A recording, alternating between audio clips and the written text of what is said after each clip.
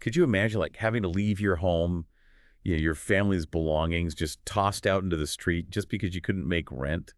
It was a harsh reality for a lot of people during the Great Depression. You've probably heard of the Depression, of course. But today we're going beyond just the history books to actually explore the lives of four individuals who lived through those times, those really turbulent times in America. Yeah, it's easy to just think about the Great Depression as like just, widespread suffering, one story of hardship. But as we're going to find out, the reality was a lot more complex than that, a lot more diverse. For sure. We're diving deep into this NPR Throughline episode. It's called Lives of the Great Depression, and it has firsthand accounts from Henry Wright, Meredith Lesueur, a man they only call Fong, and Dorothy Height. So, their personal stories really paint a vivid picture of the era, showing us not just the struggles of the time, but also like resilience and even some, surprising glimmers of hope that existed in the middle of all that despair. What I think is so fascinating is that each story gives us a unique window into the Depression, going beyond just like those stereotypical images we usually associate with that period. Right. Let's start with Henry Wright. Unlike a lot of people who are just devastated by the economic collapse, Hmm. Henry kind of saw a strange opportunity for adventure. Henry's story is really remarkable. So, growing up in an orphanage, he already had a really strong sense of independence. And then when he got kicked out when he was 16 with only $20 to his name, the Depression, in this weird kind of way, offered him like a freedom. He decided to just hop on freight trains and ride the rails, and he became what they called back then a hobo. I'm just picturing like what it must have been like to ride the rails back then, like traversing the country with basically nothing but the clothes on your back. Was he ever scared? I mean, he definitely faced dangers and, uncertainties, but his story suggests like a real sense of exhilaration and a belief that like anything was possible. Henry's story isn't just about adventure, though, it's also about being resourceful. So he fought forest fires for almost no money. He learned to rely on his wits to get food and clothes, and he eventually found a sense of belonging and even love in Bangor, Maine. Okay, but here's a really interesting part. One of the voice actors in that NPR episode, Jamie York, is actually Henry Wright's grandson. Wow. It's amazing how those personal connections to history can pop up. Yeah, it really highlights how those events, continue to shape lives, even generations later. Yeah. It really speaks to the lasting power of these stories. Next, we have Meredith Lesueur, a writer who documented the experiences of women during the Depression, which are often overlooked. One of her most impactful observations was this: a woman will shut herself up in a room until it's taken away from her, and eat a cracker a day and be as quiet as a mouse. That quote is so powerful. It really speaks to the desperation and invisibility that so many women faced. They had limited access to jobs, they faced social stigma, and they often didn't have strong support systems. But Meredith's writing really shows their strength and resilience in the face of these huge challenges. So what does that quote tell us about how women's experiences during the Depression were different from men's? Were their challenges unique? Definitely. Women usually carried the weight of domestic responsibilities, like caring for their families, while facing their own economic troubles at the same time.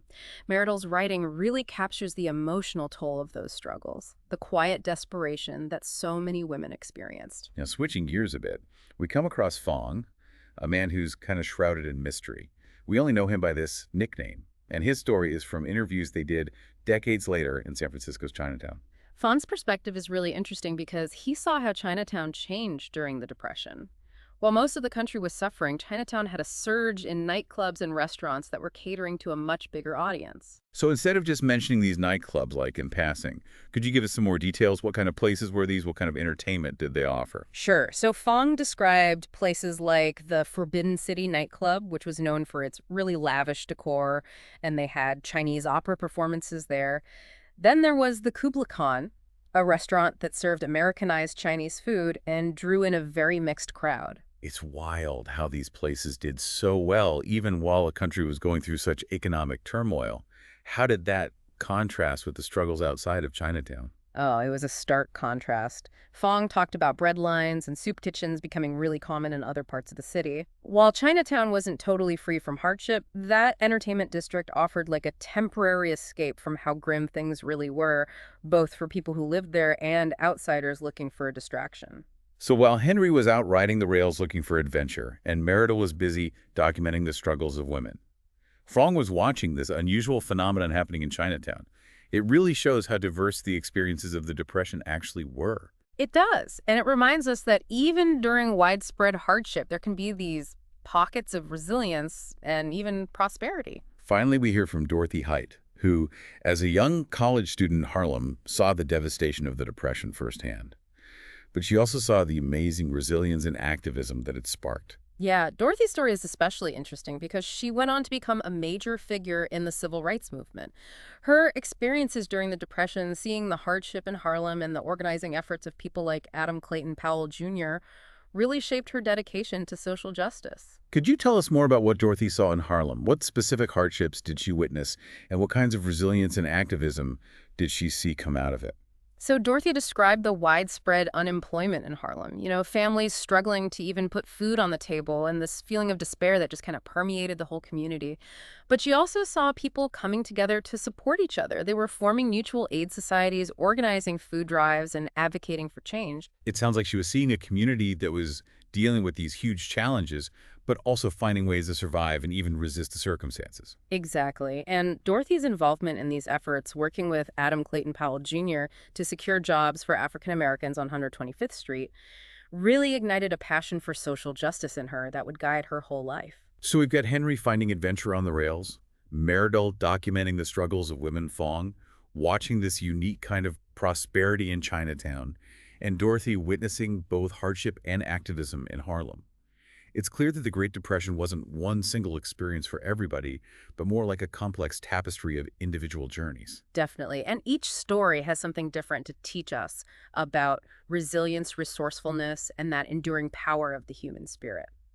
Before we go any further and really delve into their personal stories, let's step back for a sec and consider the bigger context of the Depression. Yeah. So President Franklin D. Roosevelt, he introduced the New Deal, which was this series of programs designed to provide relief, recovery, and reform. Yeah, the New Deal was definitely bold, a major shift from those laissez-faire economic policies that had been in place before the crash. That sounds like a pretty radical change in thinking at the time. Mm. Did the New Deal actually deliver on its promises? Like, how did it impact the lives of people like Henry Meridel and Fong? Well, their experiences with the New Deal were kind of mixed. Some programs gave them much-needed relief, but others didn't really reach their goals. For example, Henry actually worked on a railroad project that was funded by the National Recovery Act, or NRA, one of the New Deal's key initiatives. Oh, wow. What was it like for him working on that project? He said the work was grueling, the conditions were harsh, and the pay was really low. It wasn't the life-changing opportunity he'd been hoping for. So even with all these government programs, life was still super tough for a lot of people. What about Meridel? Did the New Deal have any impact on the women that she was writing about? Well, Meridel's writing kind of suggests that while some women might have benefited from the New Deal programs, many were still struggling to just make ends meet. She wrote about women, constantly scrubbing floors, washing streetcars, working these long hours for very little pay. Their future's still uncertain. Yeah, it sounds like even though those programs were like a lifeline for some, they couldn't really fix the deep-rooted economic and social problems that women faced. What about Fong? Did he notice any impact from the New Deal in Chinatown? At first, Fong was optimistic about the New Deal. He thought that the government getting involved could actually help the economy and create jobs, but he ended up feeling like the Chinese community in Chinatown didn't really benefit from those programs. What made him think that? Like, did he see specific examples where the New Deal didn't work in Chinatown? So Fong noticed that while the restaurants and nightclubs were booming, a lot of Chinese workers were stuck in these low-paying, really hard labor jobs. He felt like the New Deal didn't really address the specific needs and challenges that the Chinese community was facing. That's a really important reminder that even well-meaning policies can have unintended consequences, and that certain groups can get left behind when everyone's trying to recover economically. It's important to think about everyone's different experiences during a crisis like that. I totally agree. It's really crucial to make sure that everyone benefits from recovery efforts, not just certain parts of society. Now, even though the Depression brought so much hardship, it's also interesting to think about the cultural shifts that came out of that era. Right, we talked a little about that earlier with Fong's observations of Chinatown's transformation into this like bustling entertainment center. Mm. It seems like that desire for escape and distraction went beyond just Chinatown.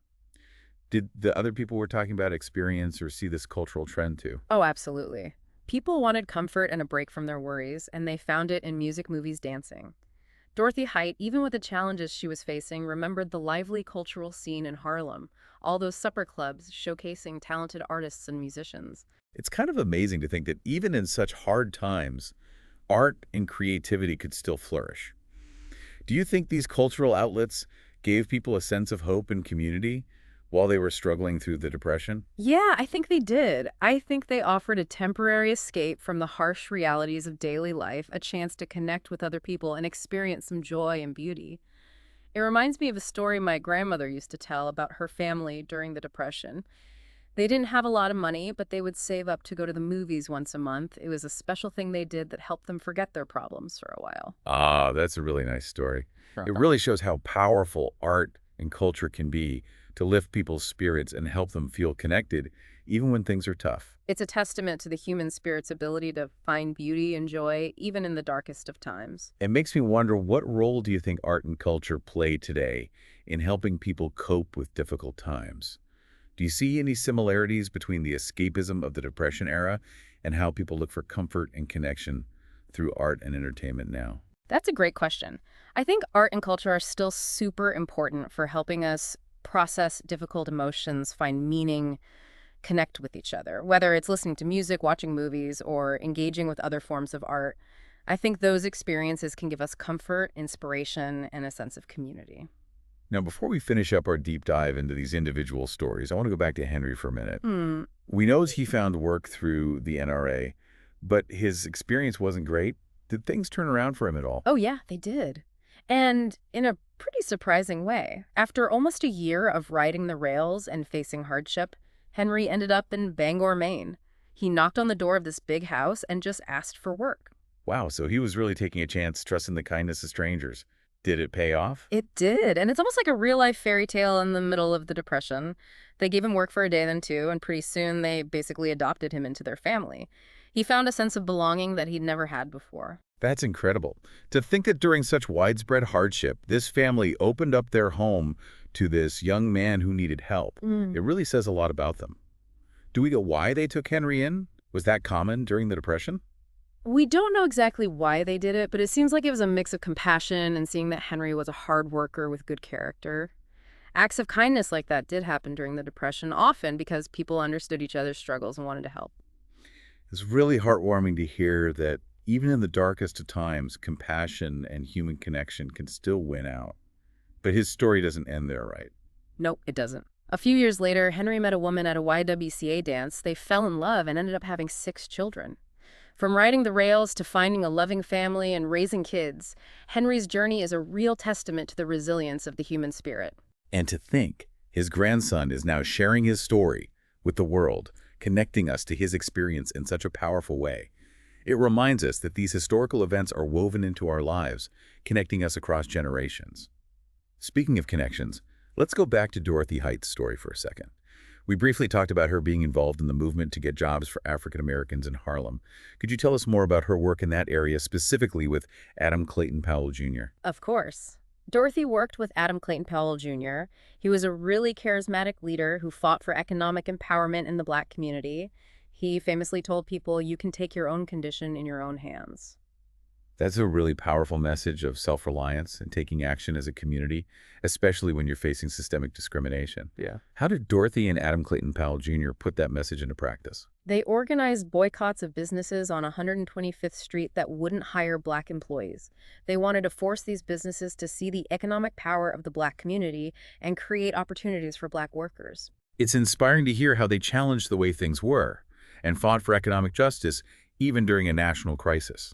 Their efforts showed that even in the middle of widespread hardship, people can still fight for justice and equality.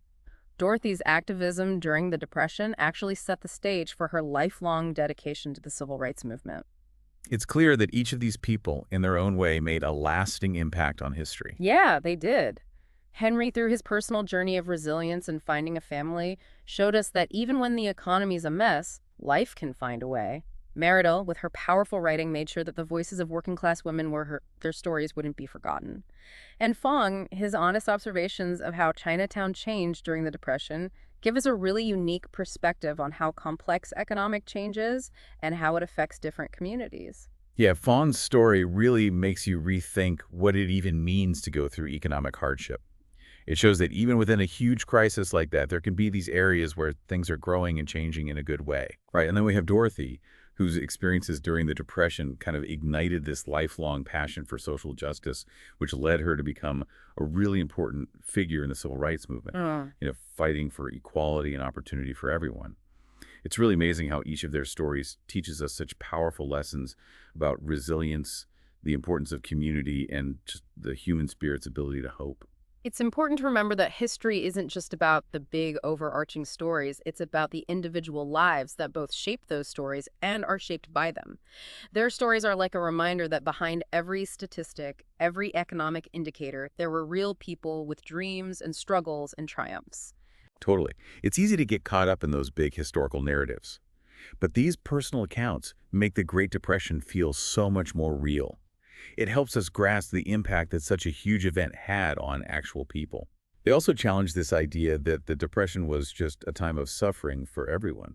While a lot of people were struggling, these stories show us that there were variations in how people experienced it. There were areas where people were resilient, and even some instances of growth and positive change coming out of it. Exactly, like what Fong saw in Chinatown. He saw a community adapting, changing, and even thriving in some ways, even though there was this big economic crisis happening all around them. His story really makes you think. What other hidden stories or unexpected perspectives might we be missing when we look at historical events through such a narrow lens? That's something to keep in mind as we keep learning and exploring. It is, and it underscores how important it is to look for different perspectives and question the assumptions we have about the past. So as we wrap up our deep dive today, let's leave you with one last thought to ponder. Imagine for a second that you were suddenly transported back to the 1930s right in the middle of the Great Depression. Wow, that's a challenge. How do you think you would have handled those turbulent times? What skills or resources would you have relied on? Would you have been like Henry and embraced adventure? Or found comfort in community like Fong? Or used your voice to advocate for change like Dorothy? It's a thought experiment that helps us connect with the past in a more meaningful way. And maybe we can even gain some insights that apply to our own lives today. The Great Depression might be a chapter in our history books, but the lessons it teaches us about resilience, community, and the strength of the human spirit, those lessons are still relevant. And as we've learned from these four incredible stories, history isn't just about what happened in the past, it's about these enduring connections that shape who we are and the choices we make when we're facing uncertainty. We really hope this deep dive has encouraged you to think differently about the Great Depression, to see beyond the headlines and the numbers, and really appreciate the power of individual stories to shed light on the complexities of human experience. If you enjoyed hearing these amazing stories, make sure to check out the full NPR Throughline episode for even more insights. And if you're hungry for more fascinating journeys through history, don't forget to subscribe for more deep dives into untold stories and those hidden corners of the past. Until next time, keep exploring, keep learning, and keep those questions coming.